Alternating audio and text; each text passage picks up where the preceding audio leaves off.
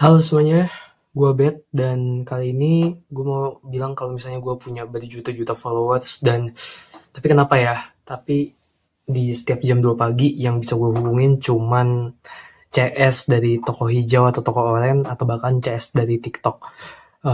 Ya lucu ya, kita hidup di zaman paling rame tapi kok kita ngerasa kayak sendirian. Oke, gue lurusin satu hal. Yang pertama yaitu sendirian bukan sama dengan kesepian. Dalam psikologi ada dua istilah, yaitu isolasi sosial yang lo beneran sendiri, nggak ada orang sama sekali di sekitar lo, atau kesepian, ya atau yang kita bisa bilang loneliness, di mana lo ngerasa sendiri walaupun ada orang.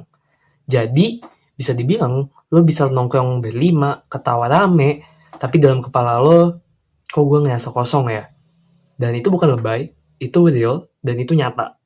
Masalahnya bukan di jumlah banyak orangnya, masalahnya itu di kedalaman hubungan.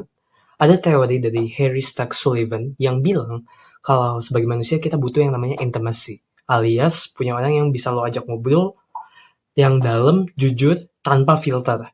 Masalahnya sekarang, ya kita punya banyak temen nongkrong, temen ketawa, temen mabar, tapi temen curhat, ya kayak Spotify Premium, ya kita punyanya jarang ya, kita punyanya sedikit banget bahkan. Ya, Deep Talk tuh kayak fitur premium dari sebuah aplikasi musik gitu, dan gak semua orang bisa akses. Atau mungkin kalian pernah gak sih kalau misalnya kalian ada lagi nongkrong, 5 orang lagi duduk, tapi semuanya sibuk sama HP masing-masing. Scroll dikit, terus ketawa, hahaha, reply chat orang lain. Padahal orang yang di depan lo ada, tapi malah diabaikan. Dan ini yang disebut mungkin ya hadir secara fisik, tapi nggak hadir secara emosional. Kita ngobrol, tapi nggak connect. Kita ketemu, tapi nggak ketemu. Ada satu konsep dari Charles Horton Cooley, namanya yaitu looking glass self. Ya, simpelnya kita melihat diri kita dari cara orang lain melihat kita. Kalau misalnya lo lagi ada di tongkrongan, tapi lo ngerasa nggak didengar, nggak dianggap, atau nggak nyambung, lo mulai mikir, berarti gue nggak penting ya? Dan dari situ ya muncul rasa kesepian itu.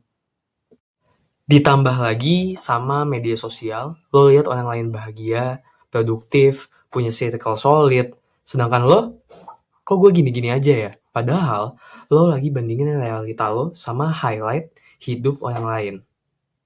Oke, kalau kita lihat dari ilmu kesejahteraan sosial, ini bukan cuma masalah lo doang, ini masalah lingkungan. Ada konsep namanya person in environment, di mana artinya perasaan lo dipengaruhi oleh lingkungan sosial lo. Kalau lo hidup di lingkungan yang sibuk, superficial, gak punya ruang buat jujur, ya wajar aja lo selalu ngerasa sendirian. Dan ada juga konsep yang namanya social support system, yang harusnya kita punya orang-orang yang bisa jadi tempat untuk kita pulang, dan kalau itu nggak ada atau nggak berfungsi, ya rasanya kayak kita dikelilingin orang, tapi kita nggak punya siapa-siapa. Ya, jadi mungkin kita nggak kesepian karena kita nggak punya orang, tapi karena ya nggak ada orang yang benar-benar mengerti kita. Dan mungkin juga dari kita sendiri, nggak pernah ngasih kesempatan buat orang lain buat mengerti kita.